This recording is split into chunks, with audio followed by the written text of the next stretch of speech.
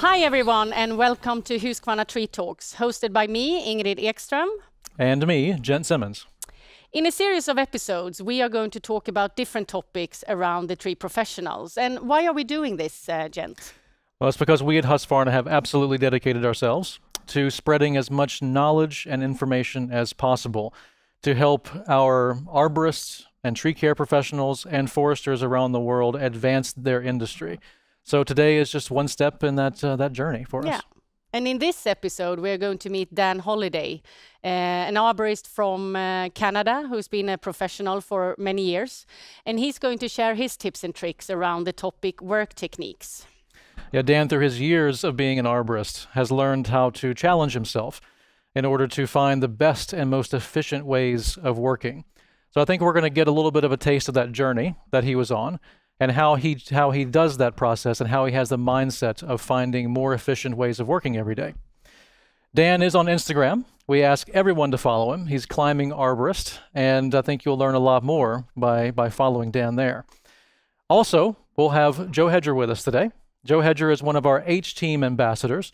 She's also a certified arborist. She's a business owner, but she's also a world champion climber. So we're going to hear from her. And we're going to hear about her journey as well, not only for herself, but for her team on how they become more efficient in their daily work practices.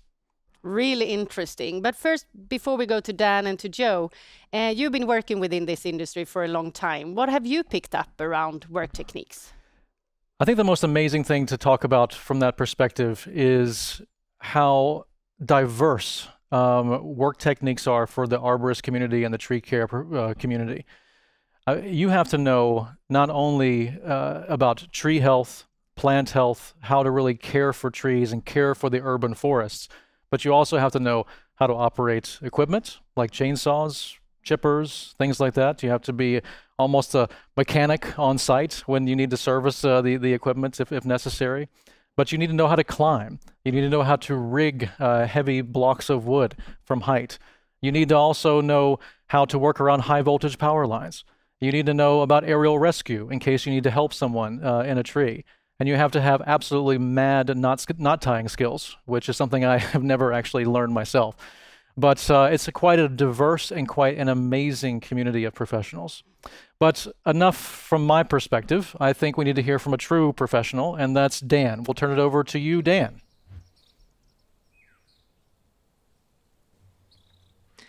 Thank you, guys. So, my name is Dan Holliday. I'm from climbingarborist.com. Welcome to this tree talk that Husqvarna are presented, and today my talk is going to be about efficiency. I'm absolutely obsessed with efficiency, so if you want to learn efficiency, you've come to the right place, because I could talk about efficiency for days. So what is efficiency? Well, efficiency is basically accomplishing a task with the minimal amount of effort or energy expended, and as well in a good short amount of time. So if you can complete a task being as efficient as possible, you'll accomplish that task quickly and you'll use the least amount of energy for that task. So that is what I'm here to talk about today, because in my opinion, efficiency is at the heart of tree work. It is everything that we do. We're always doing tasks. We're always trying to accomplish tiny little goals to work towards the bigger goal of the day, of the week, of the month. So efficiency is really at the heart of pretty much everything we do. We do a physical job. There needs to be a lot of communication between the management, the salesperson, the foreman, the entire crew, the groundsperson to the climber, the person rigging. Everybody, it needs to be on board. There's so many different levels. There's so many different ways that we can work efficiency into our own personal tasks. Say if you're the tree climber, you're thinking about efficiency for yourself within each little kind of move you make, each task you do.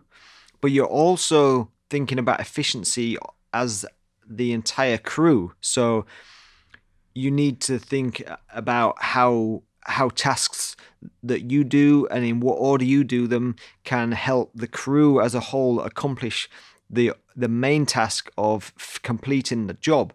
So efficiency, there's so many layers to it throughout tree work that it's never ending. If you start to focus on efficiency, then you'll realize that your skills are improving. And your skills, once your skills start improving, your efficiency will improve. So it's like a circle. I wrote an article for a magazine, and it was called Efficiency Improve My Skills, and then Skills Help Improve My Efficiency. And it's just that continuous cycle of improvement all the way along. So if you as an individual want to improve your skills, I would really encourage you to focus on efficiency. And I'll give you a little bit of a background about how I became so obsessed with efficiency. I've been climbing and I've been doing tree work for about 18 years or so. And after about I'll say about 6 years ago. So after about 12 years or so, I really felt like my skill level as a climber had really stagnated. It just, I wasn't feeling like there was any improvement whatsoever. And that really annoys somebody like myself, because I feel like I always want to be learning. I always want to be improving. So to realize myself that my level of ability and skill was just kind of pretty much staying the same was quite frustrating. And then I don't know what it was, but something prompted me. Oh, I do know what it was. My climbing prompted me to focus on efficiency, and that was through working safely. So working every part of the tree with 2 points of attachment, using a chainsaw, 2 hands on the saw at all times.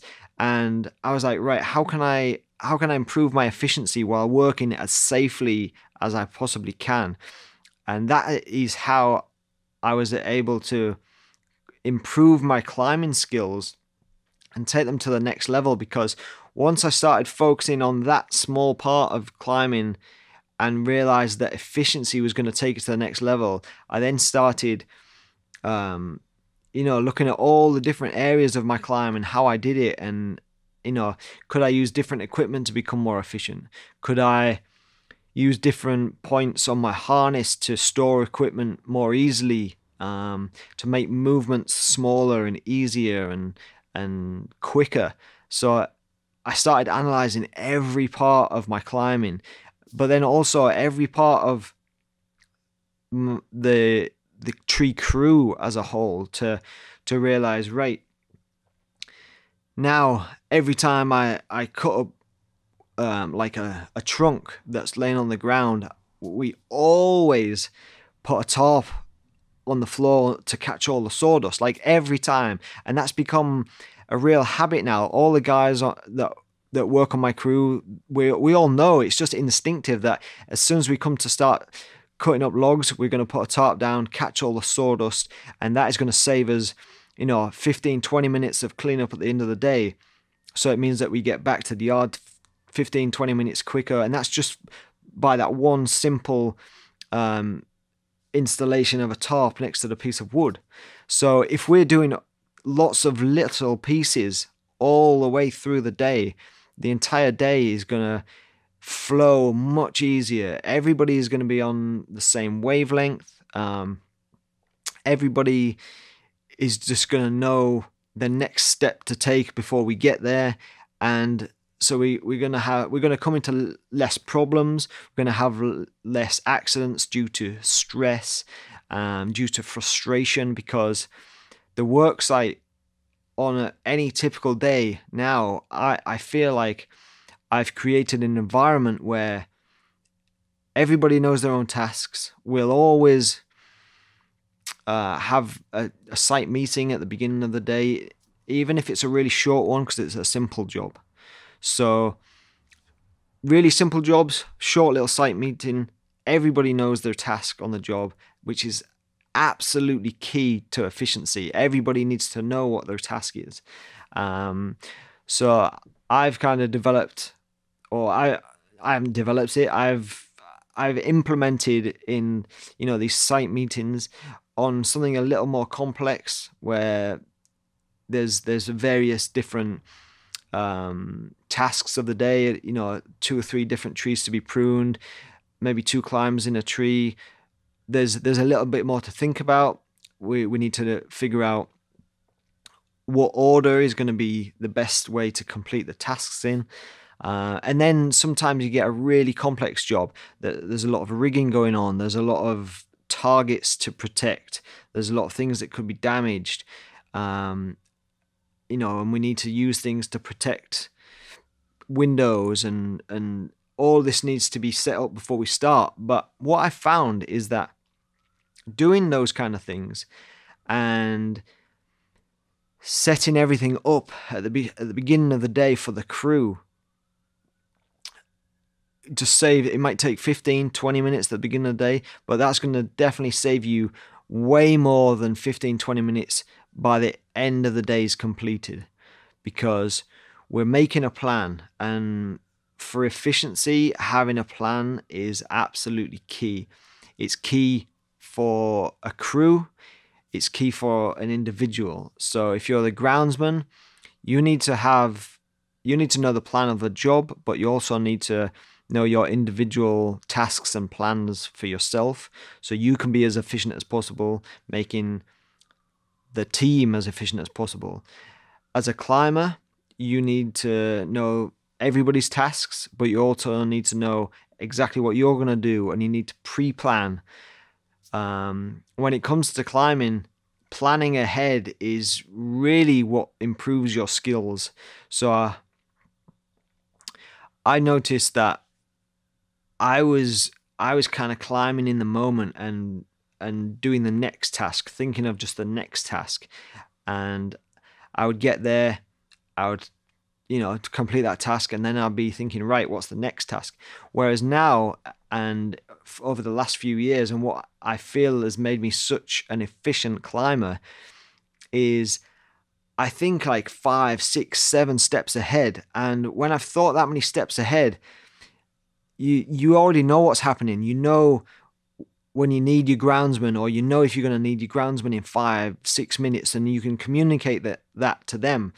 And another thing that helps efficiency even more for me and my crew is we use their Bluetooth communication headsets, and that means that we can have a conversation and we can talk through things before, you know, 15, 20, 30 minutes before we even need something to happen. We can already be talking, planning out our next moves.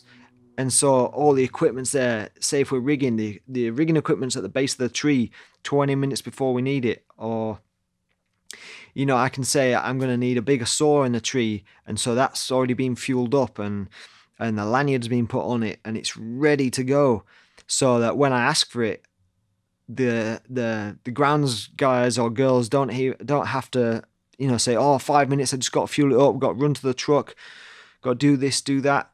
So efficiency is just like every single move that you make on a job site can be an efficient move, or it can be an inefficient move.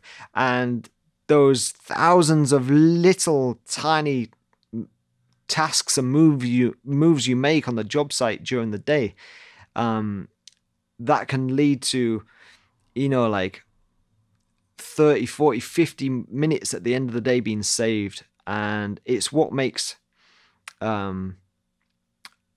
it's what can make your company work to the highest possible level, provide the highest possible service that you can, or is that standard going to drop a little bit because the guys and girls on the crews are starting to rush a little bit towards the end because they see the end of the day is coming, they want to get home, they're tired, and you know, standards start to slip, quality starts to slip. There's so many things that can be affected as as energy levels start to drag, as morale starts to drag. But if everybody's working efficiently and the whole job site is flowing, then, you know, productivity is going to be top. The quality of your work is going to be tip top. Like just the energy and the environment that you're working in is going to be so much better for so many days of the year than if you're not working efficiently and you're doing things and you're having to redo things because you're not doing it in the most efficient way. So I'll give you a couple more examples. When I'm choosing equipment, I decided after experience of climbing on the zigzag, which I love, I don't ever use it now when I'm blocking down, because the zigzag is so good at tending. If I'm using it when I'm blocking down a trunk, it will keep tending all the slack, and so it's always tight. And sometimes I want it a bit slack, and so that's like one tiny bit of efficiency that I do when I'm climbing. Another one is when I'm using my lanyard, where I might have used my lanyard for a second point of attachment for making one cut on a branch. Now I look, right, where's the best position I can put my lanyard to make 15 cuts, and so I'll locate a branch or locate a stem where I know it's going to give me the maximum amount of reach for so many different branches that I don't have to keep putting my lanyard on, taking it off, putting my lanyard on, taking it off. I can put it on one time and make the maximum amount of cuts I can, because I've thought ahead, I've pre-planned. And that just, when you start doing that kind of stuff, it starts, you notice, oh God, that was so good. I saved so much time there. And then on to the next, and then on to the next. And you just, after a while of focusing on efficiency, you just get in this flow of knowing and planning ahead. And then that becomes second nature. You don't have to really think about it anymore, because you start doing it, day in, day out. And then you create habits. And repeating something over and over again creates a habit. And if you're creating good habits, that creates efficiency. And that's the ultimate goal. If you're being efficient at work, you're doing it, you're completing the tasks in the best possible way, using the least amount of energy. And we go home at the end of the day, we're not exhausted. We have energy all the way through Monday to Friday. And then you get to enjoy your evenings, enjoy your weekends, be productive, flow through the week, make some money, enjoy your job, and that's what it's all about. So thank you very much for watching this talk on efficiency. Back to you guys in the studio.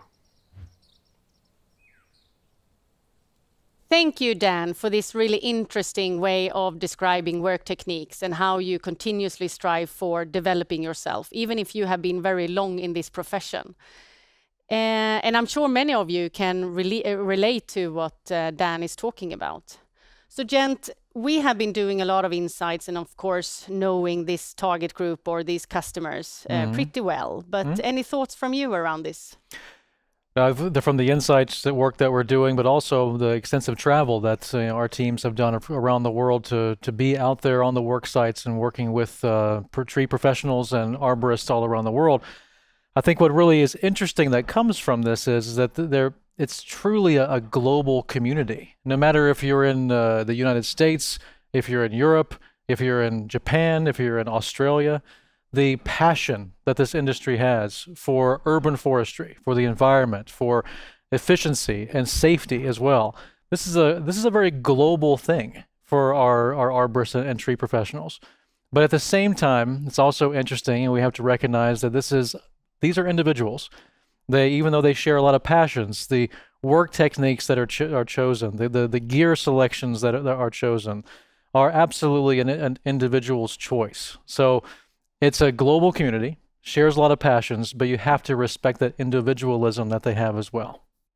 And now it's actually time to introduce Joe Hedger, our H-Team ambassador, calling in directly from New Forest in south of England. And hi, Joe, how are you doing? Hello, very good, thank you. So who are you? Can you introduce yourself a little bit short? So I've been a climbing arborist for 20 years and I run a tree care business, and this is its 16th year. I live on the south of England. Just come in from a work site right on the Solent, so looking straight out over the sea, so that was nice. And as you've already mentioned, I'm a Husqvarna H-Team ambassador and do a lot of tree climbing championships. Cool. And I heard you are keeping yourself busy and winning a lot of medals during the years. Yes, yeah, I've done it for a very long time, so really enjoy it. Won 5 European and 4 World Championship titles. Oh yeah, that's definitely impressive. And I know you have been listening to Dan's speech about the topic work techniques, and I would like to ask, or me and Gent would like to ask a couple of questions around that topic. So how do you motivate your team when it comes to efficiency? So it's an interesting topic, because when I started thinking about it as a self-employed person, we tend to get paid for the task or the job that we're going to be doing rather than how long it takes us to do it. So if you start off as a self-employed person, you initially, without even realize doing it, you'll implement things or little techniques that will make you more efficient to save you time, energy, and effectively earn more money. The difficulty comes is that when you employ people, how do you instill those techniques and that way of thinking, I suppose, into your members of staff? I'm basically trying to start from scratch, trying to make your business model more efficient and encourage your staff to see the benefits of it. So, for example, I kind of give ownership to my staff. So I let them have responsibility. The tasks that I give them are doable within a certain time frame, and they feel ownership of that job. They get good feedback from the customer. They get really good feedback from me, and then effectively over a long period of time, what that then allows me to do is give them better skills, better equipment. They feel proud about what they do. They feel pride, and effectively then, because they're more efficient, I can then pay them more money. So there's so many benefits to it. Yeah, I can imagine, and really important to continuously working with that part with the team and of course yourself as well. How do you make sure that efficiency doesn't become a workaround for safety, which I know is super important in your work? So there's a misunderstanding that in order to be good at this job or make money doing it, you need to be quick. And the trouble is, speed isn't efficient, because what most people will do without realizing it is they'll cut corners in their safety and then the way that they work. So, for example, they may be running out of time, so they think, oh, well, I'll fell a bigger section, or I won't bother putting a rope on it. And that may work for a number of times, but eventually at some point, that may obviously cause an accident. So downtime is not efficient if I can't work. So what you need to do is implement small changes in your business. Like Dan was talking about, it may take a certain period of time in the morning to talk about something, but effectively, if I can sort of decrease the time it's going to take me to do something, that'll effectively make it more efficient. So it's not necessarily speed of how we do something, it's how efficient we can be doing something that will increase the amount of time that it will take us to do it. I have a question for you. It's hopefully an easy one. Maybe we'll make it hard, but I want to actually hear your top 5 efficiency tips for the audience. Okay. This could be quite hard because there are so many, but let's do 5. So okay. Probably for me would be right back in the office before we've even left site. So if I can be efficient in the office with good communication with customers, good paperwork, job sheets, staff know what equipment to take. There's no point turning up on site with wrong equipment. Investing in your staff, so upskilling them on how they use a chainsaw, how they fell trees, what climbing equipment that they use. This is quite a broad one, but it's a really important one. Invest time and money into your staff. What would be number 3? Probably site planning. So actually when you turn up on site, like Dan was talking about, taking time to talk through the job when you first turn up on site. It may take us, let's say, 15 minutes, but if everybody on site knows what's happening, that can be efficient, because I already know the job, but it's in my head, so I need to somehow get that out to my staff. 4, definitely invest in better equipment, modern equipment. Things change really quickly in this industry, whether it be chainsaws, tree climbing equipment. So if I can use equipment that's more efficient on me, so for example, a battery product over a longer period of time during the day, if I don't have to keep pull starting a chainsaw rather than a button, I'd imagine if you took that time frame over a day, that's going to be more efficient. And number 5, when you finished your job, I would say how you clear up efficiently. So if we've only dragged brash in one area on the site, it's easier to clear up. It's not everywhere. We could use tarps, good system of work. We work from the back of the garden to the front where the chipper is. So we're not doing stuff unnecessarily. Okay. Just another question. When and how often do you do gear checks? On climbing equipment, you mean? Yeah, exactly. So everyone that's got their own climbing equipment but will check it before each climb.